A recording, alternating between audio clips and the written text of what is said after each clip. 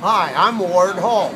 I live in Gibsonton, Florida, the carnival capital of the world. Mr. Hall, how did you get in the business? When I was about 15 years of age, I wanted to be with the circus, and I saw an ad in the billboard. They wanted a sideshow magician and fire eater for Daly Brothers Circus. So I wrote them a nice letter, and I got a telegram back that said, salary okay, show opens April 1st, join anytime, Winter Quarters, Gonzales, Texas, and I was on my way.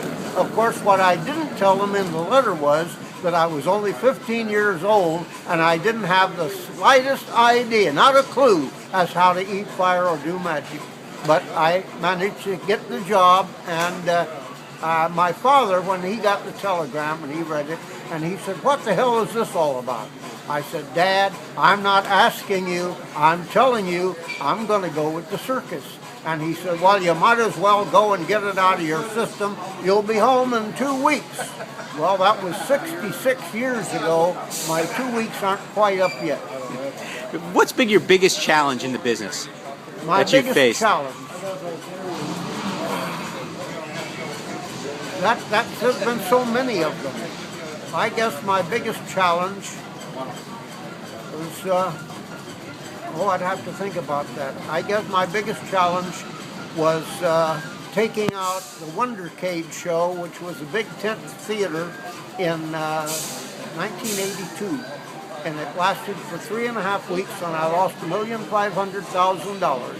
That was my biggest challenge, because it caused me to be bankrupt, and I had to start all over again.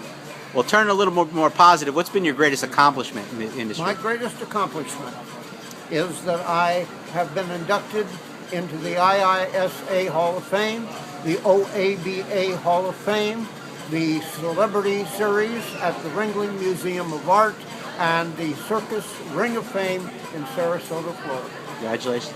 Now, how has the business most changed since you got in it? What's been the biggest change? The biggest change is that instead of having shows at fairs on the Midway, now they have rides. And what has happened, starting in the mid-50s, the American carnival owners discovered there was a place called Europe where they had had big, fancy rides ever since before the turn of the 20th century. And they started importing them. The first guy to do so was Paddy Conklin in Canada.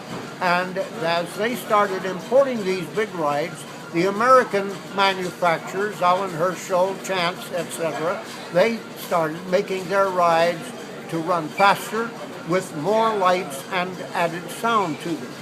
Now today, the smallest carnival has probably 25 or 30 rides. When I first got into carnival business in 1948, a small carnival had 2 kiddie rides, 4 major rides, and 6 shows.